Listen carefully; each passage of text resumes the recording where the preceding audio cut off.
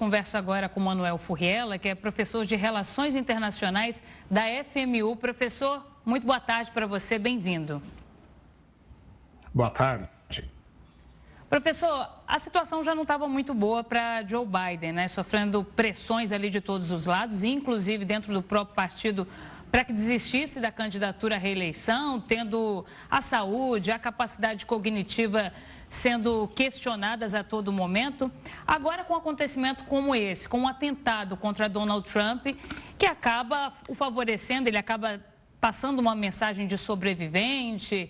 Há ainda espaço para que Joe Biden cresça na campanha?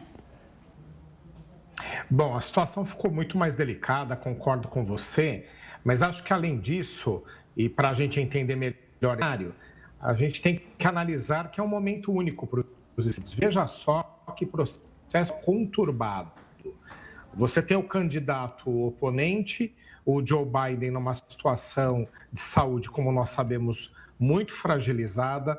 Você tem, dentro do próprio partido dele, muito desgaste. Ele não tem conseguido vingar a sua candidatura para todos os seus correligionários. Alguns financiam a campanha recuando. São 80 ou 90 milhões de dólares já contingenciados, ou seja, não transferidos para a campanha. O próprio filho de Joe Biden passando por questões jurídicas, por problemas com a justiça muito sérios, que também atrapalham sua candidatura.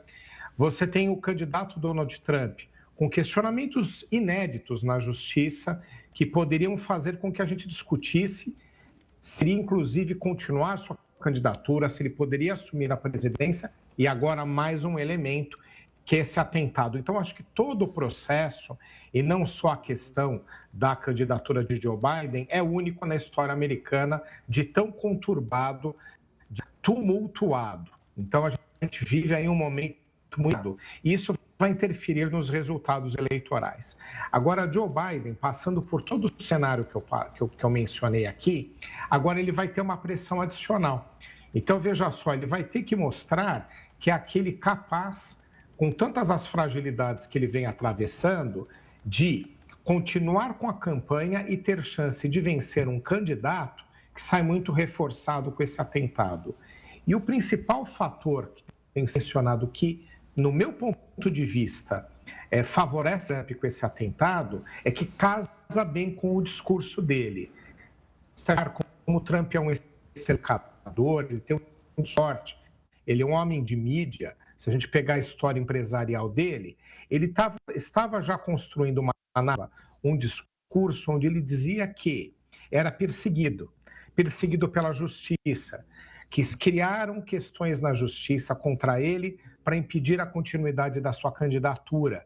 Então, com esse discurso de vítima ou de perseguido, não estou dizendo se é verdade ou não, mas analisando, sofrer esse atentado encaixa perfeitamente nessa sequência, querendo ele demonstrar que tentam impedi-lo de chegar àquilo que ele tem direito, que é o poder. Então, acho que casa muito bem e isso vai ajudá-lo muito na eleição, prejudicando ainda mais Joe Biden.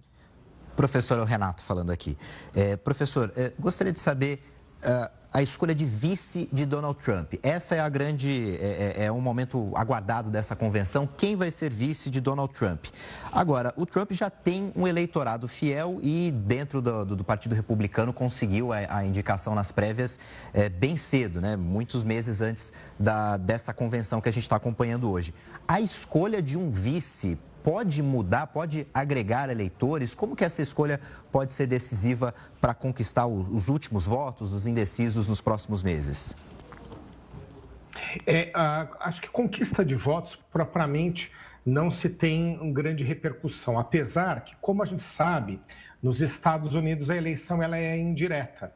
Por incrível que pareça, o eleitor ele vota em delegados que escolhem, né? Esses delegados é que efetivamente escolhem o presidente da República, né? Então, é um processo diferente daquele que a gente tem no Brasil.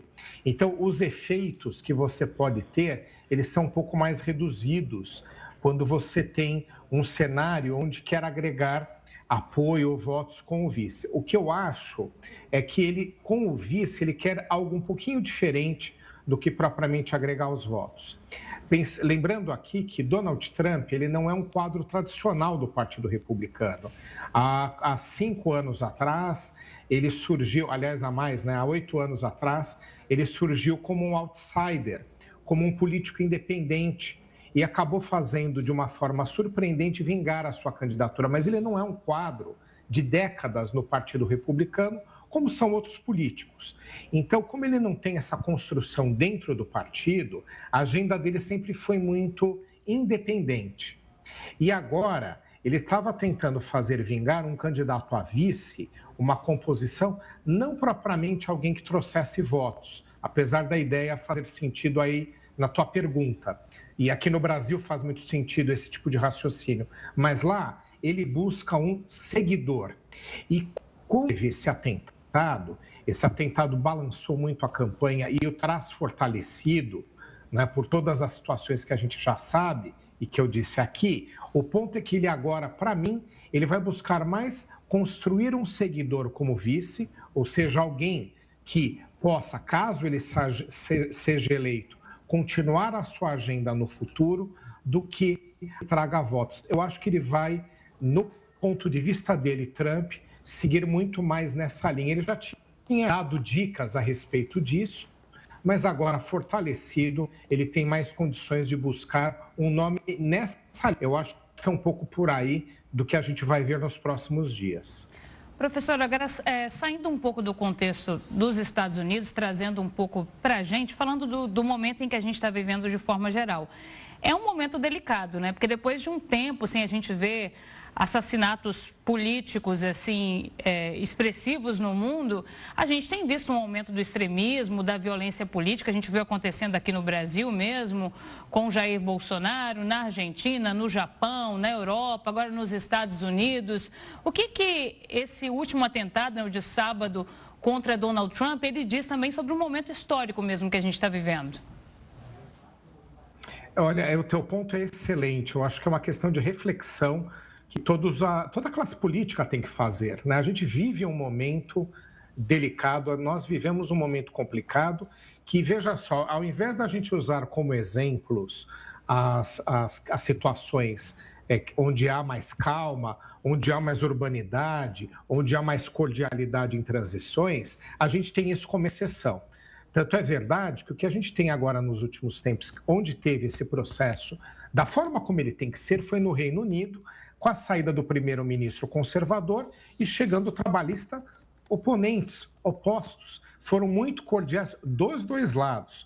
Então, é dessa forma que tem que ser, mas virou exceção. O momento atual do mundo é realmente dos extremos. E não é por conta de extremos de ideias. É importante que a gente tenha debates. Aliás, é importante até a alternância de poder. Se a gente pegar aquelas correntes tradicionais esquerda-direita, né, que agora estão perdendo até o sentido com esses extremismos, muitas vezes era até interessante para um país ter ora um governo de esquerda, ora um de direita. A alternância sempre é muito produtiva por conta de troca de ideias. Mas não é o que a gente tem agora. O extremismo ele não traz ideias. O extremismo ele traz atos de violência. Ele traz atos de intolerância. Ele não aceita adversário. Ele não aceita a democracia, né? Então, são valores que a gente tem que condenar só por aí. E aí, toda vez que você tem esses tipos de valores surgindo, você alimenta com que você tenha ataques, inclusive como esse, um ataque de terrorismo provavelmente interno, né? Porque está fazendo, pelo menos por enquanto, pelas investigações, sentido ser um ato, né, de um indivíduo ou de um grupo dentro dos Estados Unidos, né? Não é um terrorismo internacional, mas é ainda até mais perigoso, porque a motivação é simplesmente por discordância de ideias, né?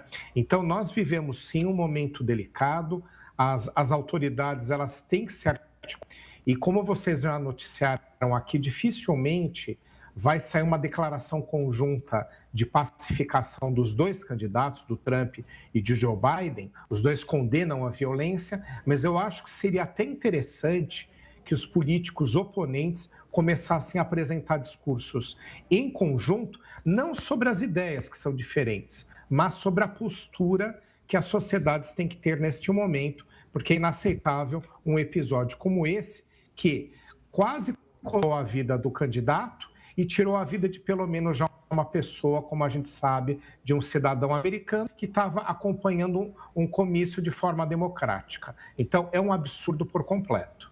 Professor, inclusive, embora Trump e Biden não tenham discursado juntos, não tenham falado juntos do tema, o Trump, no site da campanha, ele pediu que os apoiadores se unissem no espírito de unidade e paz.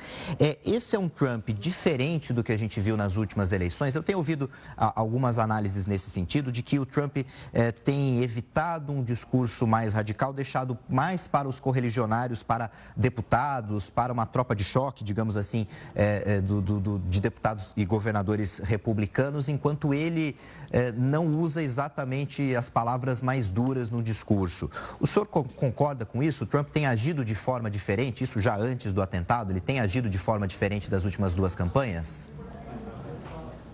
Ele tem, mas já não é de hoje, concordo contigo, mas é um pouco mais por conta de uma nova lógica de campanha, né?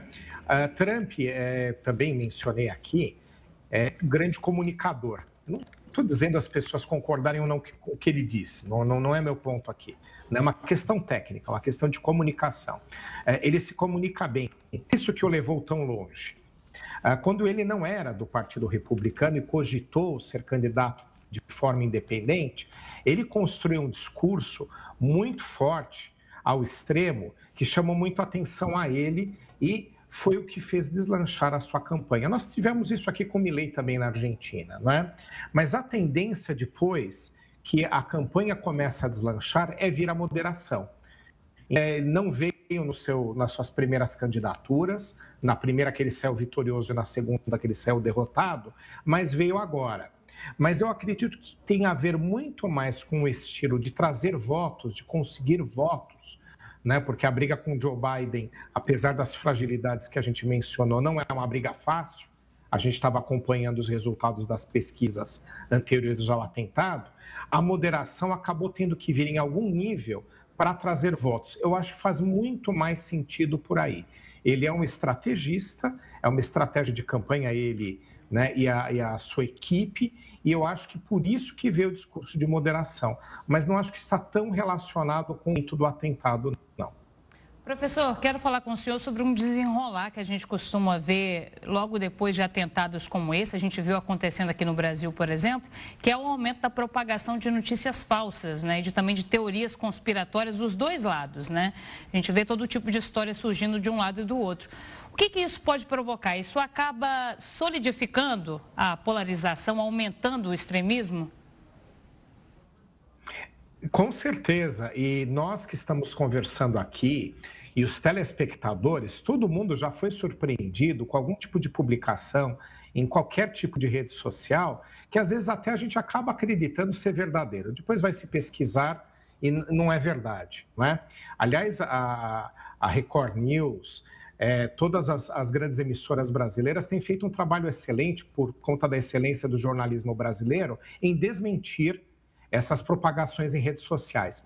Mas o ponto é que muita gente acaba acreditando nessas publicações. Isso alimenta o extremismo. A gente viu diversas publicações absurdas, desde cogitando-se que ele teria, né, Donald Trump e sua equipe, armado esse ataque, né, para que ele saísse dessa forma ileso e depois pudesse ter aquele ato de triunfo levantando, né, o punho em riste. Aquela cena que a gente acompanhou, assim, muito emblemática para a campanha dele, que ele teria produzido aquilo. É inviável que se faça uma coisa dessas, né? Vocês viram as mortes que saíram até do próprio atirador. Então, é evidente, com o mínimo de lógica, que isso não é verdadeiro. Ao contrário também, que a esquerda teria armado, ou grupos oponentes, ou Joe Biden, né? São questões assim que não fazem nenhum sentido lógico, mas infelizmente alimentam. Então, acho que combater as notícias falsas faz parte de uma lógica de combate ao extremismo, de combater a violência, né? Eu acho que faz parte nesse sentido. Mas eu vejo muito mais o encaminhamento, mundo afora, por um pacto de políticos oponentes. Eu acho que dessa forma talvez a gente conseguisse começar a melhorar o discurso quando você tem o cidadão não se vendo representado por alguém que pratica atos extremistas. Eu queria perguntar, professor, de outra convenção, a convenção democrata, que vai começar ainda essa semana, a partir do dia 19. Essa convenção democrata, imagino que seja também abalada, acabe mudando de forma por causa desse atentado. O que a gente pode esperar? A gente pode esperar questionamentos à candidatura de Joe Biden ou isso está fora de cogitação? Com certeza ele vai ser mais dia 19 de agosto, desculpa, vai ser no dia 19 de agosto. Ele vai ser mais questionado, já está sendo. As principais lideranças democratas, que são, em regra geral, os ex-presidentes, né, o Bill Clinton, Obama e até mesmo a Hillary, que está um pouco fora da política, mas são figuras de excelência dentro do partido, já fizeram algumas indicações de que reuniões internas serão realizadas, né? É um partido também de caciques, somente por conta dos delegados ao tipo de debate ou aqueles que vão votar aí nas futuras convenções. Então, há sim uma reflexão interna até que ponto Joe Biden seria aquele que teria condições de enfrentar Donald Trump, ainda mais nesse cenário controverso. Não é? O problema é que, mesmo tendo esse tipo de debate, as candidaturas elas não se constroem rapidamente. Então, se você pegar a Kamala Harris, por exemplo, que seria um dos nomes prováveis, é a vice-presidente, tentou ser candidata a presidente em oportunidade anterior, ela não construiu nenhuma narrativa nesses quase 4 anos, onde ocupa a vice-presidência, e lembrando aqui que é presidente do Senado. O vice-presidente nos Estados Unidos, ou a vice-presidente, presidia o Senado. Então, com tanto destaque que poderia ter, não teve. E as outras opções também. Estão se trazendo os governadores de estado, a Greta e outros tantos, né, para que esses mostrem propostas e tentem ser viáveis num cenário onde Joe Biden não possa. Mas não há nenhuma construção viável a tempo para que isso aconteça. Vai ser uma grande surpresa, uma substituição, mesmo nesse cenário tão controverso, até mesmo porque você precisa de tempo de campanha e há um planejamento por parte também dos doadores para que os recursos, né, sejam disponibilizados. Então, é muito difícil, num momento tão em cima das eleições, que se construa uma candidatura viável.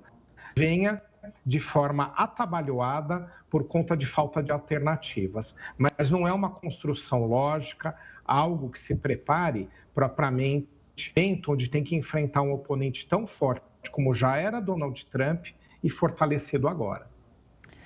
Professor, é interessante a gente ver essas mudanças de fase da campanha eleitoral, né? Começou com a discussão de temas considerados importantes para os americanos, imigração, aborto.